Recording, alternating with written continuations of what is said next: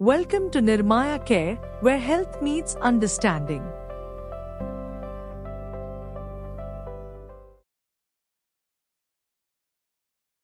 यह वीडियो मूल रूप से nirmayacare.com पर प्रकाशित हुआ था।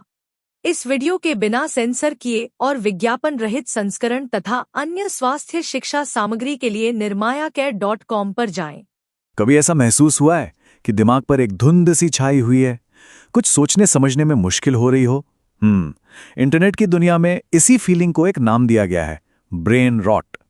तो ये आखिर है क्या, और क्या ये सच में हमारे दिमाग को खोखला कर रहा है? चलिए आज इसी डिजिटल धुंध को समझने की कोशिश करते हैं। जरा इस सीन के बारे में सोचिए। रात के 2 बजे हैं, फोन हाथ में है और बस अंगूठा चलता जा रहा है स्क्रोलिंग पर स्क्रोलिंग। दिमाग का एक कोना चीख रहा है कि अरे भाई बस कर, सो जा, पर उंगलियां हैं कि मानती ही नहीं। ये जो बेबसी वाली फीलिंग है ना, बस इसी की जड़ तक हमें आज पहुंचना है। तो आज के इस सफर में हम 4 पड़ावों से गुजरेंगे। सबसे पहले तो यही जानेंगे कि ये ब्रेन रॉट भला क्या है। फिर हम स्क्रॉलिंग के पीछे की साइंस को समझेंगे कि हमारे दिमाग में आखिर चल क्या रहा होता है। इसके बाद इसके दूर तक जाने वाले असर देखेंगे, और हाँ, सबसे जरूरी बात, आखिर में ये भी जानेंगे कि इस डैमेज को ठीक कैसे किया जा सकता है। तो चलिए पहले सवाल से ही शुरू करते हैं। ये ब्रेन रॉट है क्या, और कैसे इंटरनेट पर मजाक में बोला जाने वाला एक शब्द आज इतनी बड़ी कल्चरल सच्चाई बन गया है? देखिए, सबसे पहले तो ये साफ कर लें कि ब्रेन रॉट कोई मेडिकल बीमारी नहीं है। ये एक स्लैंग है, एक बोलचाल का शब्द। इसका मतलब है दिमाग की वो हालत जब हम बहुत ज़्यादा, मतलब हद से ज़्यादा बेकार, बेमतलब का या ऊट-पटांग इंटरनेट कंटेंट देखते हैं और हमारा दिमाग थक जाता है, सुन पड़ जाता है।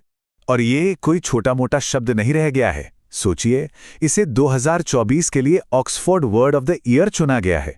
इससे ही अंदाजा लगा लीजिए कि ये फीलिंग, ये शब्द हमारी जिंदगियों में, खासकर आज की जनरेशन में, कितना घर कर चुका है। और इसकी वजह भी है। पिछले सिर्फ 1 साल में इस शब्द का इस्तेमाल पता है कितना बढ़ा है? पूरे 230%। ये नंबर ही अपने आप में कहानी कह रहा है कि ये प्रॉब्लम कितनी तेजी से बढ़ रही है और कितने लोग इससे जुड़ पा रहे हैं। तो सवाल ये है कि ये होता कैसे है? ये उन छोटी छोटी आदतों से होता है जिन पर हम ध्यान भी नहीं देते। जैसे कि एक के बाद एक वीडियोस देखते जाना, घंटों तक बस सोशल मीडिया पे स्क्रॉल करते रहना, एक ही टाइम पर चैटिंग भी करना, ईमेल भी चेक करना, घंटों वीडियो गेम्स में डूबे रहना, या फिर लगातार सिर्फ नेगेटिव खबरें पढ़ते जाना। ये सब आदतें मिलकर हमारे ध्यान को धीरे धीरे खत्म कर देती हैं।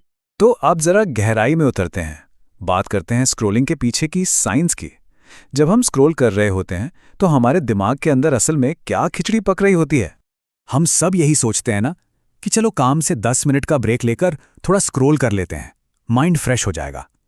पर सच तो इसका ठीक उल्टा है। वो ब्रेक असल में ब्रेक है ही नहीं, वो है कॉग्निटिव ओवरलोड। मतलब हम अपने दिमाग को आराम नहीं बल्कि और ज्यादा काम दे रहे होते हैं, उसे और थका रहे होते हैं। और इसके पीछे का खेल है डोपामाइन का, एक ऐसा लूप, एक ऐसा चक्रव्यूह जिसमें हम फंस जाते हैं। देखिए होता क्या है, हम कंटेंट के लिए स्क्रॉल करते हैं, हमें एक छोटा सा रिवॉर्ड मिलता है, जैसे कोई फनी वीडियो या किसी का लाइक। इससे हमारे दिमाग में डोपामाइन नाम का केमिकल रिलीज होता है जो हमें खुशी का एहसास देता है, और दिमाग कहता है वाह मजा आया, ये फिर से करो। और बस हम अगले रिवॉर्ड के लिए फिर स्क्रॉल करने लगते हैं। ये बिल्कुल एक स्लॉट मशीन जैसा है, हम बस लीवर खींचते रहते हैं अगले जैकपॉट की उम्मीद में। इसे और आसानी से समझने के लिए 3 मेन बातें हैं। पहला, कॉग्निटिव ओवरलोड, यानी दिमाग पर एक साथ इतनी सारी अलग अलग जानकारी की बौछार हो जाती है कि वो थक जाता है। दूसरा है अटेंशन इकोनॉमी, मतलब ये ऐप्स के एल्गोरिथम ही ऐसे बने हैं कि वो हमारे दिमाग को एक चीज से दूसरी चीज पर कूदने की ट्रेनिंग देते हैं, जिससे एक जगह टिककर फोकस करना नामुमकिन सा हो जाता है। और तीसरा, इससे हमारे एग्जीक्यूटिव फंक्शन पर असर पड़ता है। ये हमारे दिमाग का सीईओ है जो याद रखने, प्लानिंग करने और फैसले लेने जैसे जरूरी काम करता है। तो ठीक है, ये सब दिमाग के अंदर हो रहा है, पर इसका हमारी असल जिंदगी पर क्या असर पड़ता है?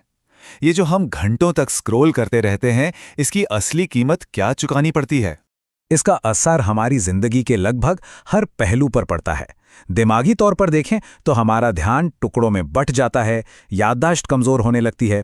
इमोशनल लेवल पर देखें तो एक अजीब सी दिमागी थकान और चिंता बढ़ने लगती है, और हमारे व्यवहार में भी बदलाव आते हैं।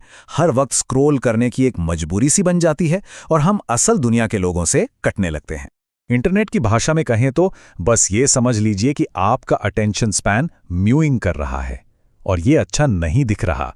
यह सुनने में मज़ेदार लग सकता है, पर इसके पीछे की सच्चाई काफ़ी गहरी है। हमारी ध्यान लगाने की ताकत सच में कम होती जा रही है। और बात यहीं खत्म नहीं होती, इसके लॉन्ग टर्म असर तो और भी चिंताजनक हो सकते हैं।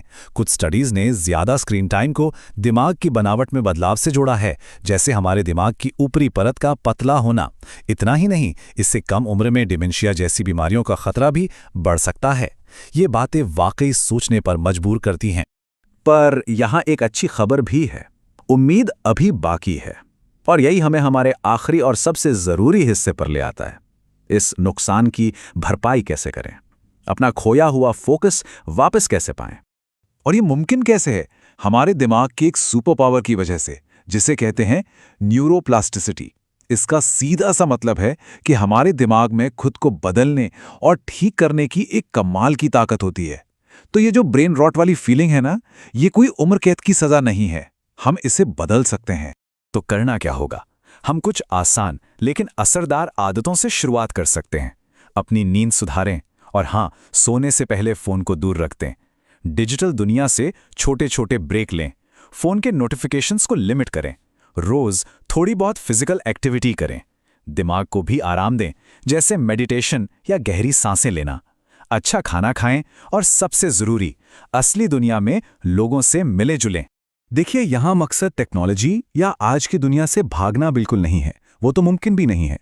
असली मकसद है ये चुनना सीखना कि हमें इस दुनिया के साथ जुड़ना कैसे है। बात डिजिटल डिटॉक्स की नहीं, बल्कि डिजिटल समझदारी की है। तो आखिर में सवाल बस इतना सा है, और चुनाव भी बिल्कुल साफ है। हमें मौजूदगी चुननी है या निष्क्रियता? क्या हम अपनी जिंदगी में अपने पलों में पूरी तरह मौजूद रहना चाहते हैं, या बस एक पैसिव स्क्रोलर बनकर रह जाना चाहते हैं? फैसला हमें ही करना है।